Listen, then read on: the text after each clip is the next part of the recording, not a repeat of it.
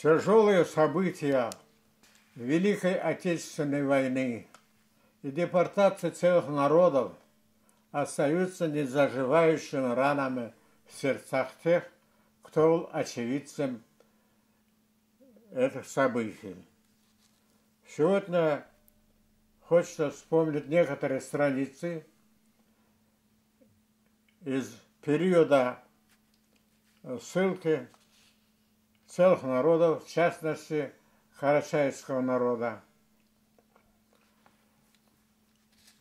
Были разные толкования о причинах выселения, однако главной причиной остается то, что кремлевские властелины Сталин и Берия задались коварной цели отторжения земель народов Северного Кавказа в пользу расширения Грузинской республики.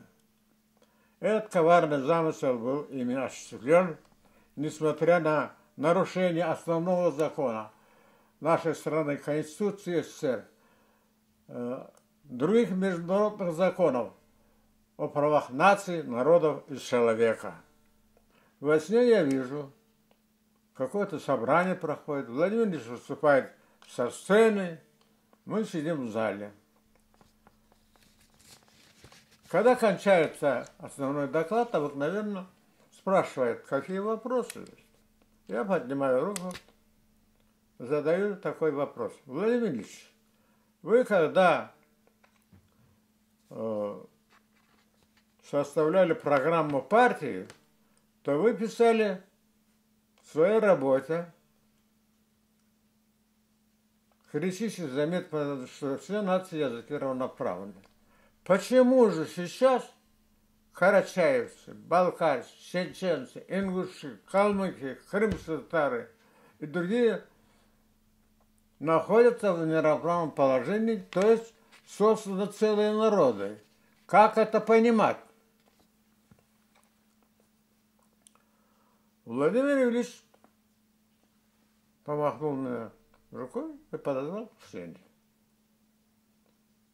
Я уверенно шел, поднялся на сцену. Так вот, молодой человек, вы же знаете, что я в отставке. Почему этот вопрос не зададите тому, кто ведет страну сейчас, Сталину? Когда он: боитесь? В это время так дрогнуло мое сердце, я проснулся. Я дал себе клятву поставить этот вопрос открыто перед властелинами того периода, Сталином и другими вождями, которые участвовали в выселении целых народов. Надо было для этого вооружиться знаниями. Поэтому и потом надо знать обстановку.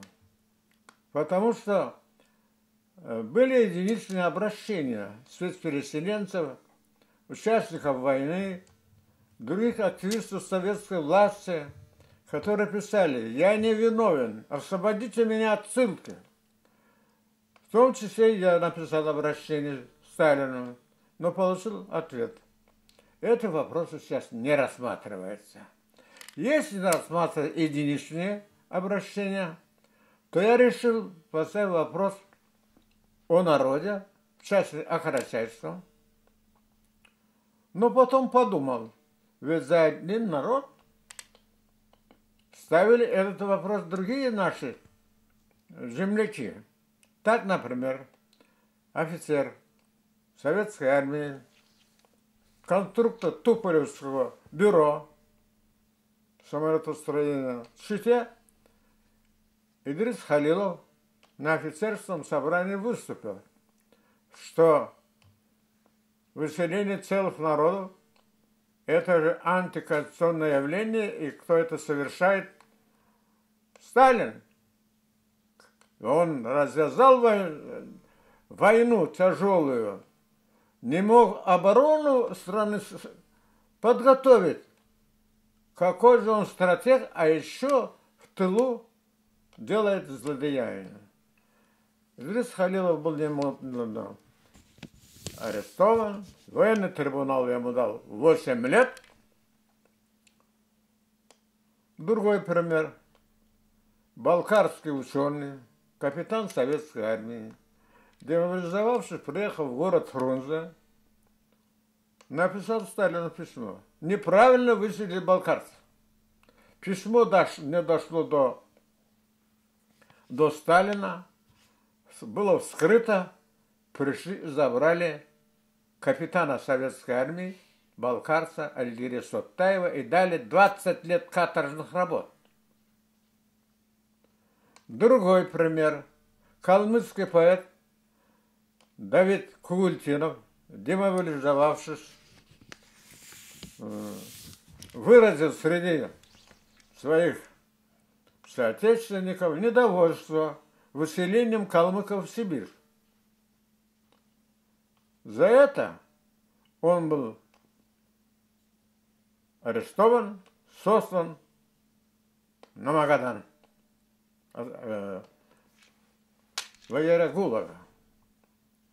Но, несмотря на такие жестокие меры, я все-таки решил написать именно в Кремль, откуда это все происходит.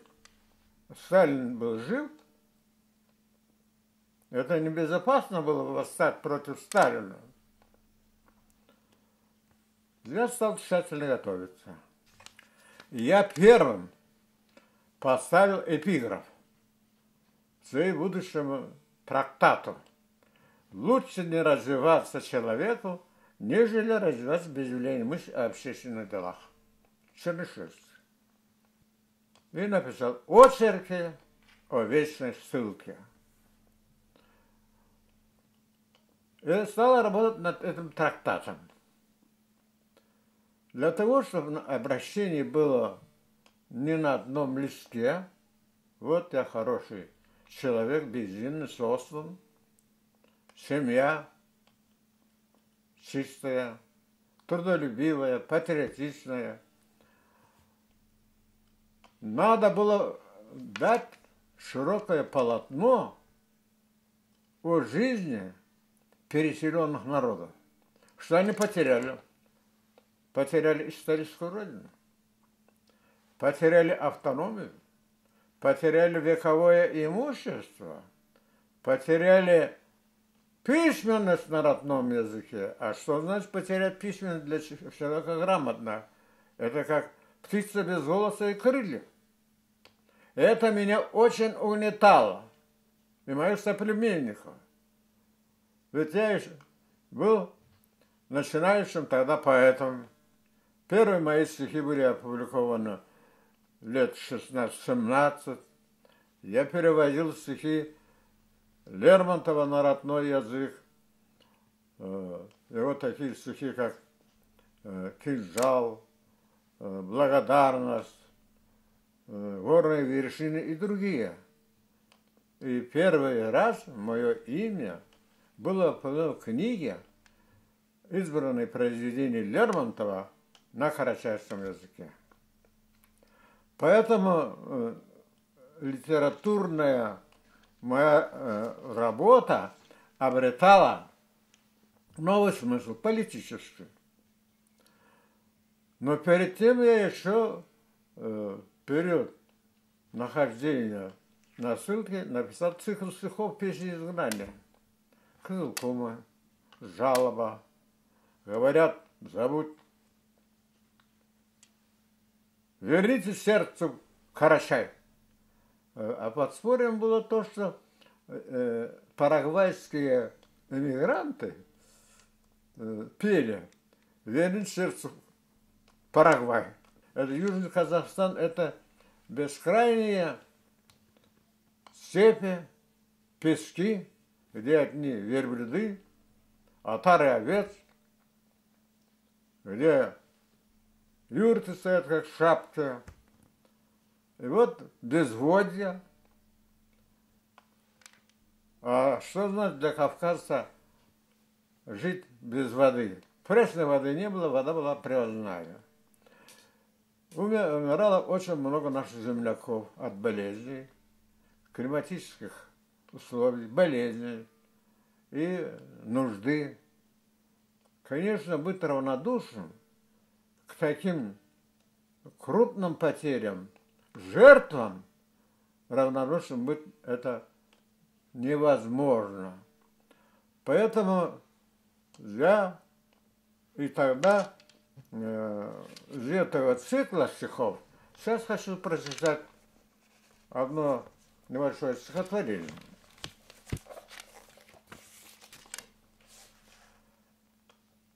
Жалоба из азиатской тетради. О, козылкумы, козылкумы, козылкумы, глаза не жгите раскаленным мне песком. О, караванщика звезда, о знак угрюмый, зачем ты тропы наши сделал тупиком? Хоть нас приветил в пустынях Туркестана, хоть понял беды наши, живший здесь народ, назад к горам своим стремлюсь я беспрестанно, как птица в те края, где гнезда вьет. Поэтому я решил написать в виде прозы очерки, что такое сильный народ, какие имеет ограничения, какие потерял права. И я излагал это на примерах своего родного карачайского народа, потому что были выселены семьи героев Советского Союза, были выселены ударники пятилеток, были выселены участники гражданской войны, труженики, а их семьи, фронтовики, сражались на фронтах Великой Отечественной войны, и после победители многих стран, освобождавшие многих стран, вернулись на ссылку. За что, спрашивается? Почему законы на территории Советского Союза не соблюдаются? Ни основной закон, ни международные законы. Я изучил хорошенько еще раз Конституцию СССР, основной закон, изучил международные законы, в частности, Конвенцию Генеральной Ассамблеи Организации Объединенных Наций о преступлении геноцида и другую литературу юридическую для того, чтобы обосновать. Потом изучил, перечитал еще раз произведение классика марксизма-ленинизма по национальному вопросу Маркса, Энгельса, Ленина, Сталина. Сталин-то считался теоретиком национального вопроса в нашей стране. И все это вместе взятое дал мне такой материал, который я изложил в виде очерков. Сначала о своем народе, потому что этот народ был разбросан на полсотню поселений по всей Средней Азии, Казахстану. Были разобщены семьи, страдали, не могли найти друг друга дети, родители. Поэтому я написал об этом открыто. Потом стоял вопрос, как писать? Анонимно? Нет. Я решил написать открыто и поставить свою подпись. И моя работа, когда о народе, я потом подумал, ведь в таком же положении находятся и другие народы Северного Кавказа, балкарцы, чеченцы, ингуши, калмыки. Почему мне не обобщить? Я написал потом.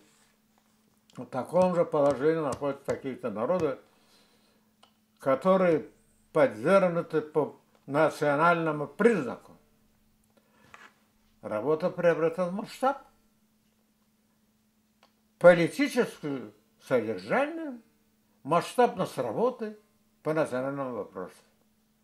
Конечно, для того, чтобы написать такую работу, надо иметь знания. Я уже был учитель русского языка и литературы с педагогическим образованием, работал в школе учителем русского языка и литературы. Какие вопросы я поставил? Во-первых, незаконность депортации целых народов в самой демократической в мире стране Советов, что эти деяния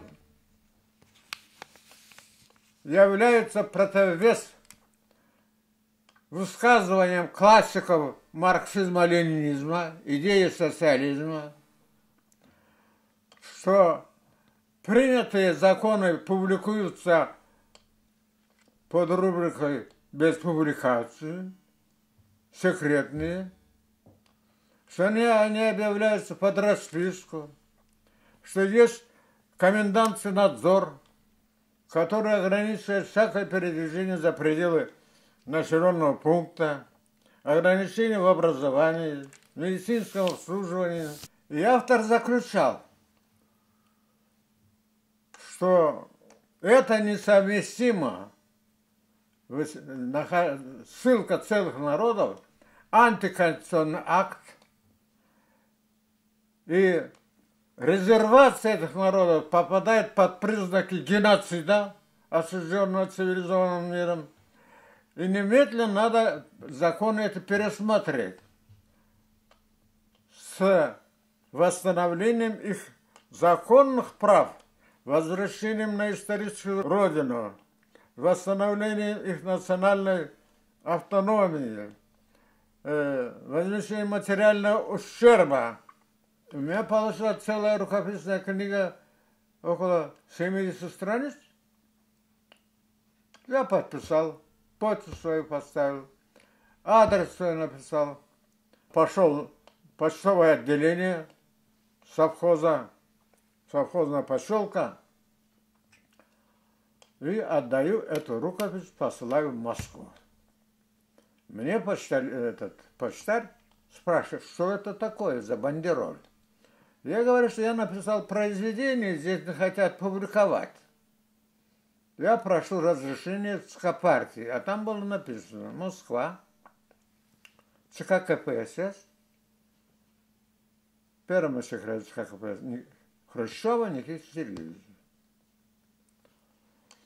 Он, значит, завернул там. Я ждал, чтобы он не раскрыл, не читал.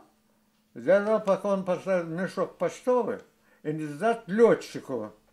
Там авиапочта ходила от нашего селения в областной центр. Поэтому он запечатал все. А там я еще приложил к этой бандероле уведомление, чтобы узнать, кому вручено, когда вручено. И, между прочим, вот такой один эпизод мне вспоминается. Когда с моей бандеролью, с пакетом самолет взял курс на север, меня охватила дрожь. Вы знаете, я по-человечески был потрясен. Если бы я мог, испугался по-человечески, если бы мог догнать самолет, я бы отобрал, но самолет завел курс, в облаках скрыться. Я ожидал. Через некоторое время вернулось уведомление о том, что бандероль вручена экспедиции Никиты Сергеевича Хрущева.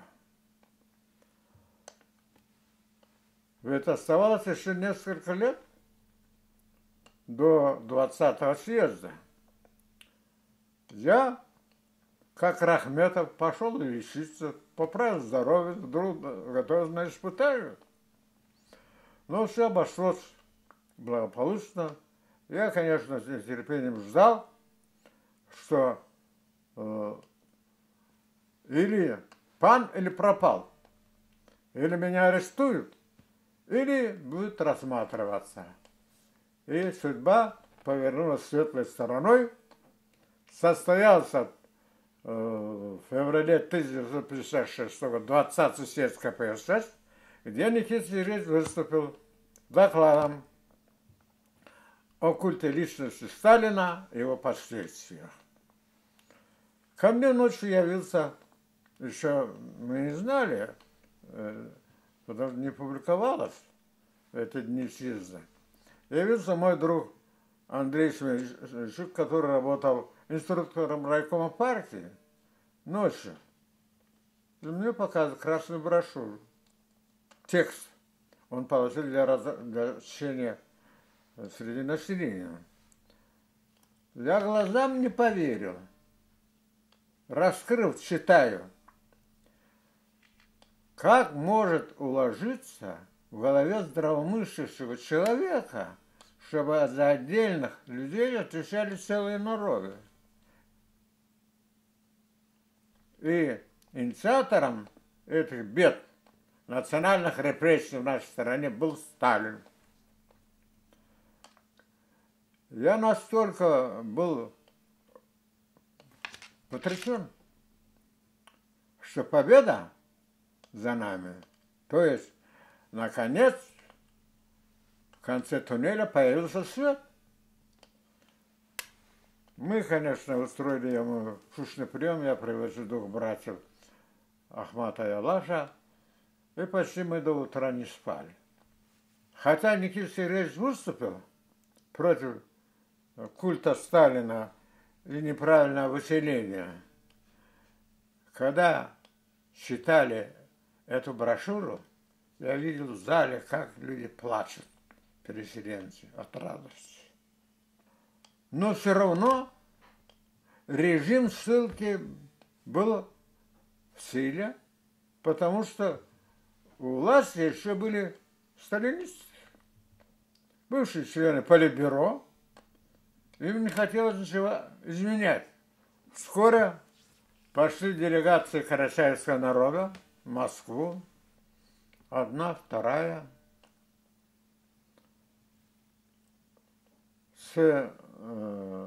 собирали подписи населения, что мы просим возвращения домой. И потом я, получив паспорт свободного гражданина, уволился с работы, получил отпускные, забрал жену, детей и выехал из Казахстана на Кавказ. Но, между прочим, меня не оставляла в покое судьба моего трактата. Я остановился в Москве, я посмотрел, когда доступ был в Кремль, посмотрел мавзолей, где Ленин и Сталин рядом, походил по музеям, был в кабинете Ильича, театры посещал. Я посетил Компартию. Прихожу на площадь Нагина, там нижний этаж, телефоны, и там консультанты. Сразу выходят, по каким вопросам нету приема, квартирные, там, заработная плата и так далее. Очередь доходит до меня, капитан Чех спрашивает, вы по какому вопросу? Я говорю, по национальному вопросу. Кто вы такой? Я представился. Участник войны, награжден медалями, учитель, значит, я, говорю, обратился в ЦК партии с трактатом по в отмене социальных народов. Хочу узнать, кто читал эту работу и какое имеет значение эта работа вот в период подготовки доклада Хрущева. Он поинтересовался, записал меня, сказал прийти через 3 дня. Через 3 дня я прихожу, он меня берет под руку, поднимает в этаж, этажи. Там сидят трое. Я просился прием Хрущева, но он где-то был на Урале в командировке. Вас примут в административном отделе ЦК партии. Там сидели трое в кабинете, когда я был. Я запомнил их имена. Одного звали, фамилия была Ивлев, другого Панков. А третьего я не запомнил.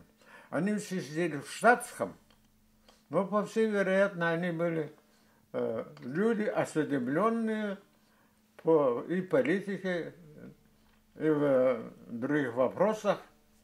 И у нас начался диалог. Такой доброжелательный. Я представился, рассказал цель приезда.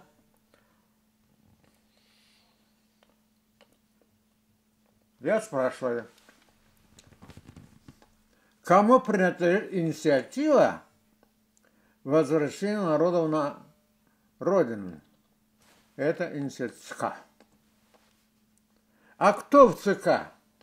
Какое для вас имеет значение? Кто? Ваш вопрос решается положительно? Решается. Следующее. Будут ли они возвращены на родину? Будет их восстановлена автономия. Это решает ЦК. Когда? На рассмотрение. Третий вопрос. Кто читал мою работу? Знаете ли вы эту работу? Писали, говорят, многие. Писали и чеченцы, и балкарцы, и ингуши писали. Я говорю, есть разница писать об одном человеке, об одном народе, а писать о всех репрессиях народов. Разница, я говорю, большая. Я бы хотел, кто писал о всех народах. Ну, зачем вам, говорят, такие детали? Вопрос на рассмотрение. Когда будет? Это будет решать ЦК партия. Я прошу организовать мне встречу с Никитой Сергеевичем Хрущевым. Достаточно, мы вам объяснили. Теперь они меня спрашивают, ну что, сколько мы вас будем воспитывать? Я говорю, воспитывают и наши соседи грузин. А мы, говорю, уже перевоспитаны. Пусть нам вернут наши земли, нашу родину дедов. Это вечная наша награда от предков Эльбрус, при Эльбрусе. Наш Кавказ мы иначе жизни не представляем. Кстати, грузины говорят, эти земли, которые выделены с территории, это, мол, грузинские, исконно грузинские. Да, они такие же грузинские, эти земли на Северном Кавказе грузинские, как Суэцкий канал американский. Тогда компания была Суэцкого канала. Ну, они посмеялись. Теперь вам вопрос, пожалуйста. Куда вы едете? Зачем? Я еду на Кавказ. Как? Вы коммунист, писатель, учитель, бросили народ в Азии. Вместо того, чтобы разъяснительную работу вести среди народов, вы едете себе на отдых. Я говорю, мой народ вернется. Если вы сверху не хотите сделать закон, все вокзалы Советского Союза будут заполнены, они своим ходом двинутся как ходаки, чеченцы, карачайцы, балкарцы, калмыки.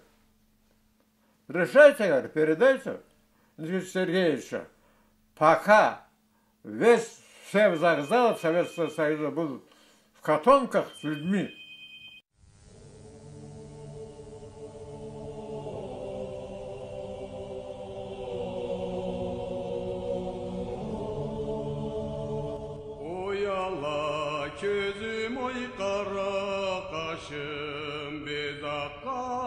Аллаға кетейік, ол алмаса да не терек, Мәреуін орлай етейік.